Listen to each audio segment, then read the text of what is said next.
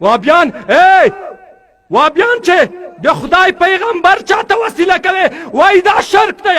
ما ورته ووی رسول عایشه صدیقه وایي دا یو حدیث وایم عایشه صدیقه ته خلک راغلل ورته وایي وی سخته قحطي ده بارانونه نشته څه وکړو چې باران ووري ورشئ انظروا قبر رسول الله صلی الله علیه وسلم د رسول الله قبر ته ورشئ فجعلوا منه قوه دغې نه د رسول الله هغه قبر سره ګنبته فکر داسې یو سوری جوړ کړه چې قبر د رسول الله اسمان وویني چې اسمان یې وویني.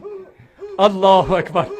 چې کله یې دا دربچه پکې جوړه کړه قبر چې اسمان ولیدله اسمان باران ووروله ټولې ځمکه یې لندې کړې. مولا علی قاري د دې حدیث لاندې لیکلی دي وایي ولې باران وورېده چې رسول الله قبر یې اسمان ولیده وی ځکه اسمان په رسول الله باندې وژړل دا د اسمان اوښکې وې چې د ځمکه یې لندې کړې دا د رسول الله په قبر ځکه قرآن وایي چې فما بکت علیهم السما په کافرانو اسمان ونه ژړل. معلومه دا ده چې په نیک انسان اسمانونه ژاړي.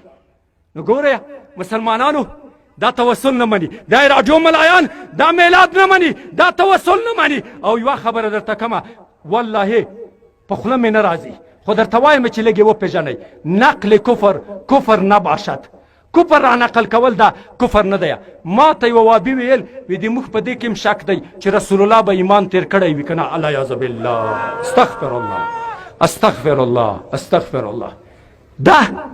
دا دومره بې ادبه دي وایي د رسول الله روضې ته که ورسېدو قدرت مو پیدا کړنګوو یې دا د رسول الله دښمنان دي. وابیانو له لرې ګرځئ. میلاد ثابت دی په چلنج وایم په چلنج وایم زه د معلوم ادرس نه خبرې کوم د ارغندۍ د مدرسې یو چڼه یم زه ټولو ته چلنج ورکوم شرقن و غربن شمالن و جنوبن عربن و عجمن چې هر ځای تاسو وایئ زه درځمه کې بنو د الله کتاب ته کې نه به د رسول الله کتاب ته کې بنو څلورو مذاهبو ته که مې ثابت نه کا.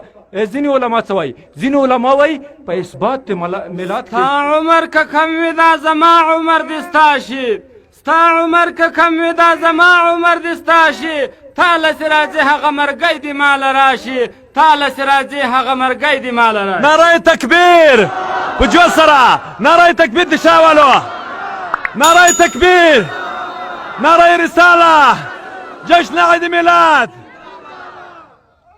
نو ګورې ځینې خلک وایي د علماو په دې کې اختلاف دی ټکه اختلاف هم نشته.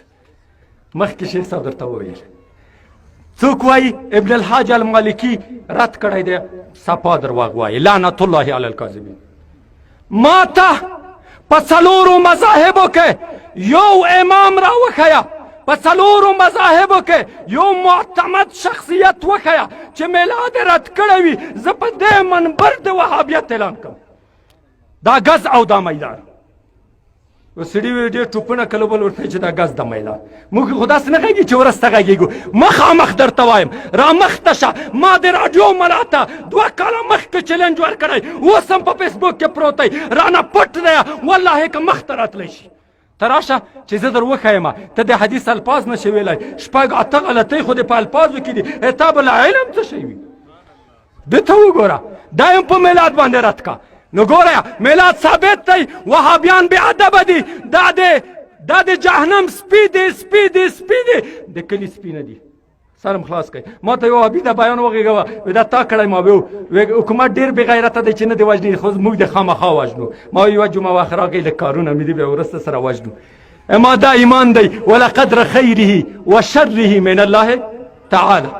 نو ګوره دا د دغه والا نه دي د ثبوت والا نه دي چې دی دا خلک ډاروي. نو ما دا خبر که په آخره کې چې وابیان د کوڅې سپي نه دي سپي هم د جهنم لیدلي نه خدای نه درویني. ولې د جهنم سپي به هغه څوک ګوري چې جهنم ته لاړ شي. خدای دې موږ او تاسې نه بیایي په عشق د رسول الله هم د خدای جنت ته بوځي. ښه خو که چیرې ډېره سودا کېدله چې دا به څرنګه وابیانو ته ګوري دا تیار د جهنم سپي دي بس د هغې باندې مینه ماتوئ دا جهنم دې خبره